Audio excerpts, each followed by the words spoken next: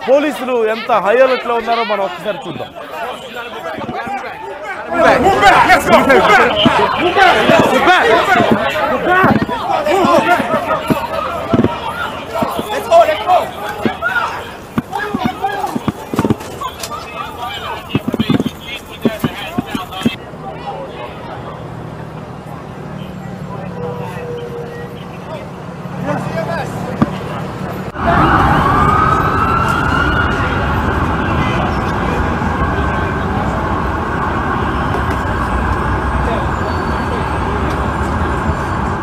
Oh my.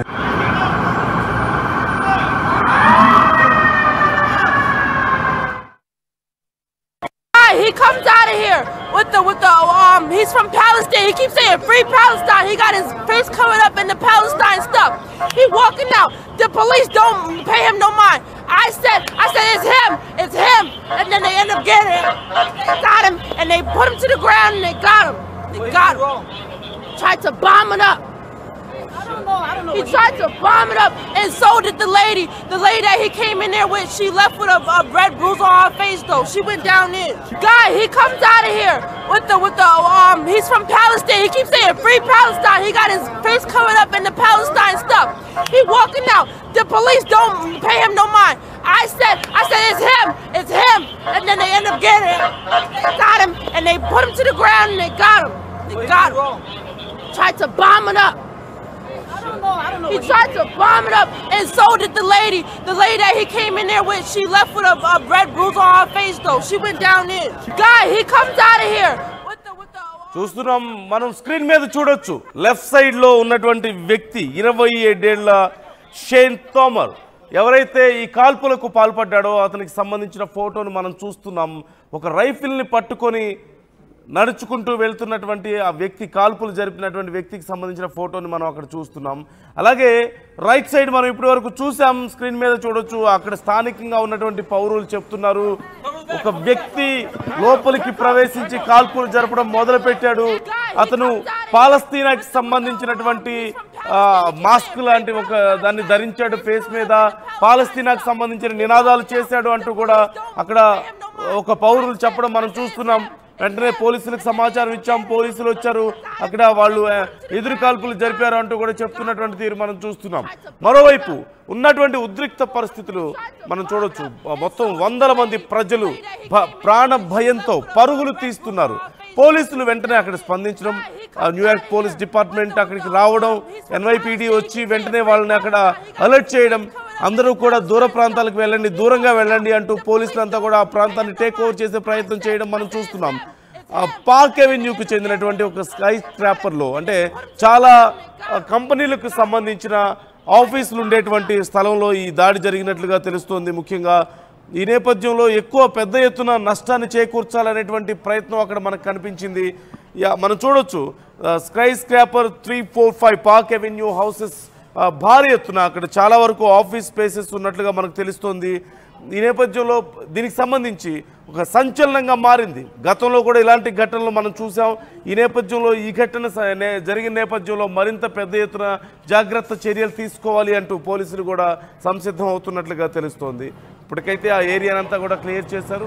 చాలా వరకు ఆ చుట్టుపక్కల ఉన్నటువంటి ప్రాంతాల్లో ఉన్న వాళ్ళందరూ కూడా భయాందోళనకు గురై చాలా కంప్లైంట్స్ వెళ్ళినట్లుగా తెలుస్తోంది. అంటే కాల్పుల సౌండ్ వినపడి ఆ చుట్టుపక్కల చాలామంది పోలీసులకు కాల్ చేసి ఇక్కడ కాల్పుల సౌండ్ వినపడుతుంది, ఏదో జరుగుతుంది అంటూ భయంతో వారి కంప్లైంట్ చేసినట్లుగా తెలుస్తుంది. వెంటనే పెద్ద ఎత్తున పోలీస్ డిపార్ట్మెంట్ అక్కడికి చేరుకోవడం, సిచ్యువేషన్ కంట్రోల్ చేయడం కూడా మనం చూసాం. బట్ ఒక పోలీస్ అధికారి కూడా ఈ కాల్పుల్లో ప్రాణాలు కోల్పోయినట్లుగా తెలుస్తోంది.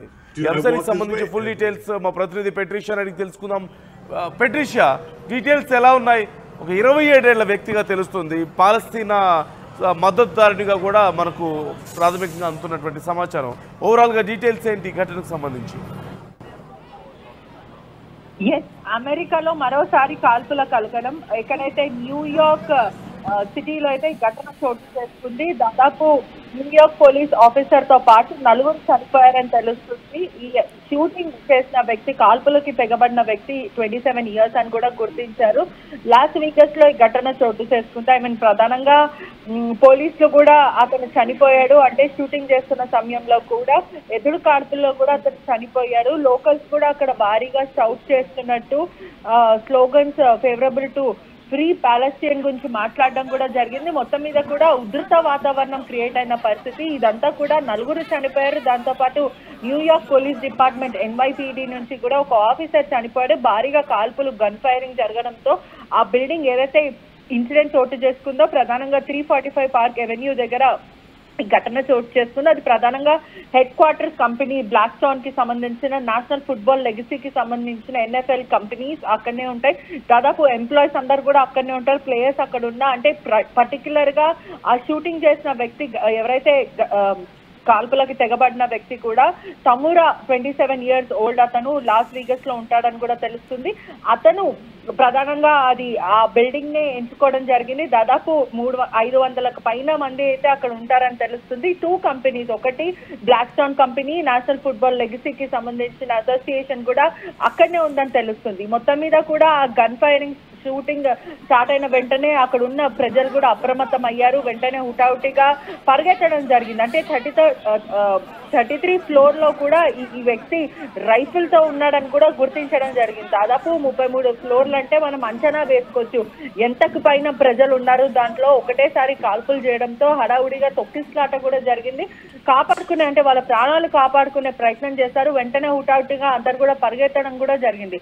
మొత్తం మీద కూడా తమురా ఈ వ్యక్తి ఎవరైతే కాల్పులకి తెగబడ్డాడో అతను ఎందుకు ఇదంతా కూడా పర్టికులర్ గా చేయాల్సి వచ్చింది అన్క్లియర్. అంటే ఇన్వెస్టిగేషన్ అంతా కూడా ప్రస్తుతం అన్క్లియర్ అనిపిస్తుంది.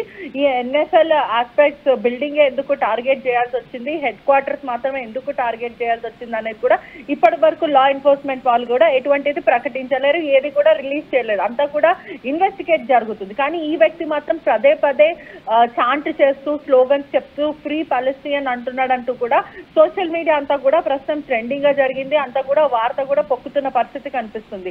నిజంగానే ఆయన ఫ్రీ పాలస్తీన్స్ గురించి కూడా ఆ మాట కోసమే అతను స్లోగన్ చేసి అటాక్ చేశాడా లేకపోతే ఏంటి అనేది కూడా అధికారులు ఇప్పటి వరకైతే వెల్లడించారు. కానీ ఫర్దర్ గా మాత్రం NYPD నుంచి కూడా ఆ అధికారులు ఇన్వెస్టిగేట్ చేస్తున్నారు. అదే కాకుండా FBI నుంచి కూడా అందరు కూడా ఇన్వెస్టిగేట్ చేస్తున్నారు. ఈ వ్యక్తి ఎందుకు కాల్పులకు తెగబడాల్సి వచ్చింది, దీని మీద ఏదైనా పొలిటికల్ యూటర్న్ ఉందా లేకపోతే ఇంకెవరైనా ఇతన్ని ప్రేరేపించారా లేక ఉగ్రవాద కుట్ర ఏదైనా ఉందా అనే విధంగా కూడా పోలీసులు దర్యాప్తు చేస్తున్నారు. Right, thank you Patricia. మనం స్క్రీన్ మీద చూస్తున్నాం ఆ ఆగంతకుడికి సంబంధించినటువంటి ఒక లైసెన్స్, గన్ లైసెన్స్ కి సంబంధించిన డీటెయిల్స్ మనం చూస్తున్నాం. Las Vegas metropolitan police department concealed fire arm permit అంటూ ఆయుధాలు ఉపయోగించడానికి ఇచ్చేటువంటి గన్ క్యారీ చేయడానికి ఇచ్చేటువంటి లైసెన్స్ కి సంబంధించిన డీటెయిల్స్ మన పేరు షేన్ డి థామర్, అలాగే పర్మిట్ నంబర్ మనకు కనిపిస్తుంది. ఇష్యూడ్ డేట్ మనం చూస్తున్నాం 6/14/2022లో అతనికి లైసెన్స్ వచ్చింది. అలాగే అతని పర్మిట్ నంబర్ కూడా చూస్తున్నాం. అతని పేరు కనిపిస్తుంది క్లియర్గా, కన్సీల్డ్ ఫైర్ ఆర్మ్స్ పర్మిట్ అంటూ ఒక గన్ క్యారీ చేయడానికి ఇచ్చేటువంటి పర్మిషన్ లైసెన్స్ మనం చూస్తున్నాం. అతని లైసెన్స్ గన్ తోనే అతను కాల్పులు జరిపినట్లుగా తెలుస్తుంది. కాల్పులు జరిపే సమయంలో అతను బుల్లెట్ ప్రూఫ్ వేస్ట్ ధరించినట్లుగా తెలుస్తుంది. బుల్లెట్ ప్రూఫ్ జాకెట్ ఉంటుంది, అది ధరించినట్లుగా సమాచారం. ఈ నేపథ్యంలో వెంటనే పోలీసులు అక్కడికి